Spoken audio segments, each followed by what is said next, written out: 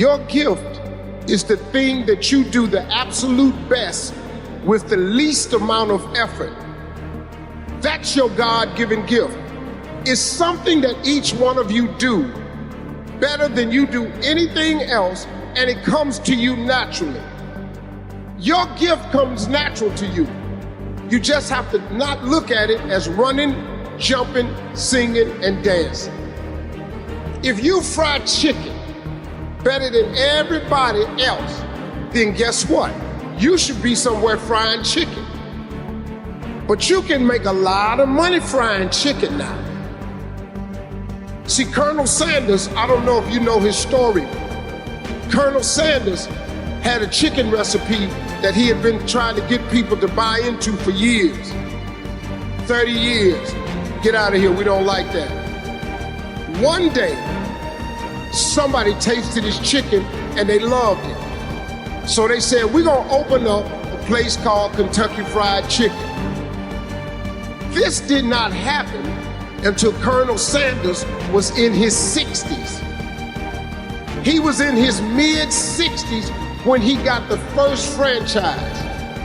Kentucky Fried Chicken sells more chicken than anybody. They're in more countries, more locations than anybody else selling chicken. That was his gift. According to God, your gift will make room for you and put you in the presence of great men. Your gift will get you paid. I don't care what it is. I don't care what it is. You gotta know that. Listen to me, man. That God you serve, he's a bad boy. Because he do what he say he gonna do.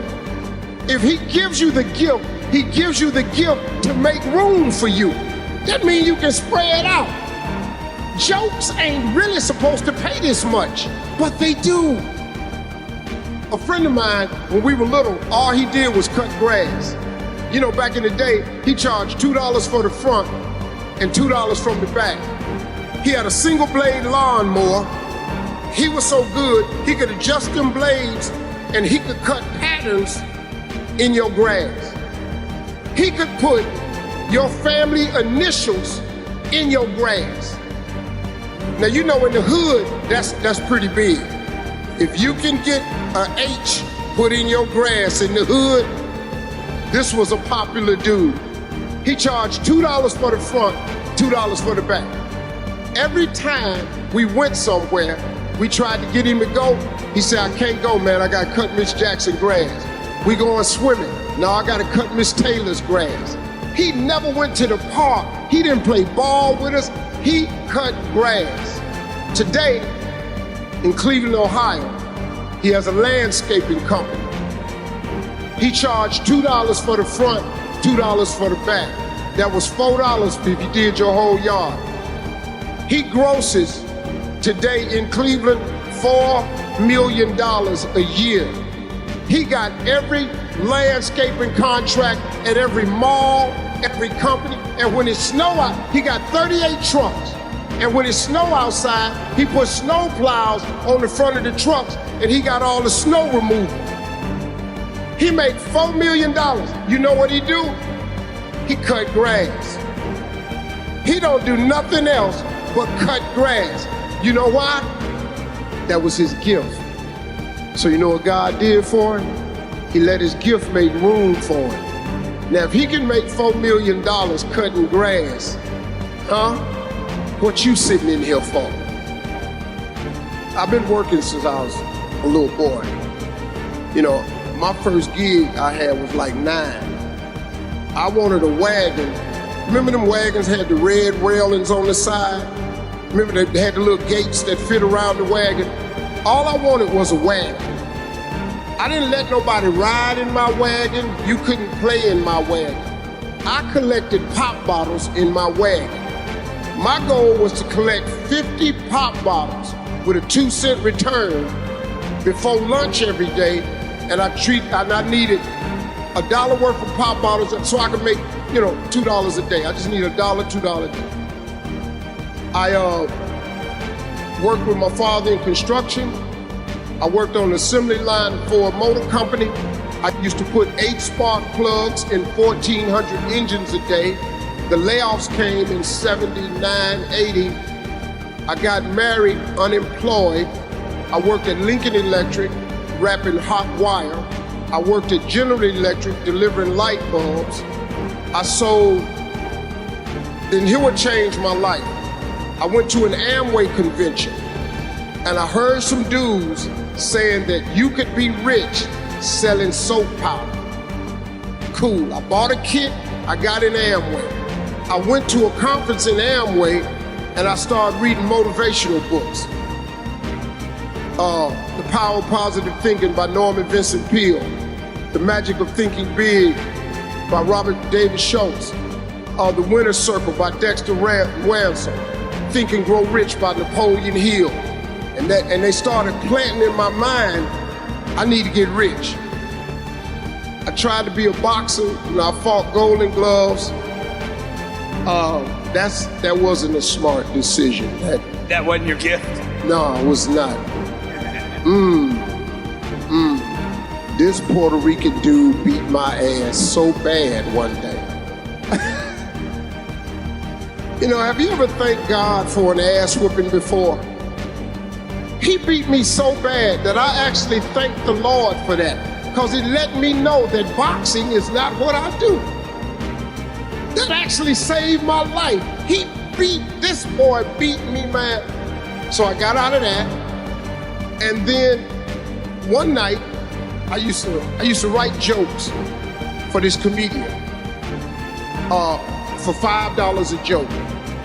I didn't know what he was doing with them, but he was taking them and using them. So every time he wanted a joke, he came to me, because I was always really funny. So one day, I'm writing some jokes for him, and this girl is sitting there named Gladys Jacobs. And she said, "You the guy that writes all the jokes for AJ Jamal?" I said, "I don't know if I write all of them." She said, "That's funny.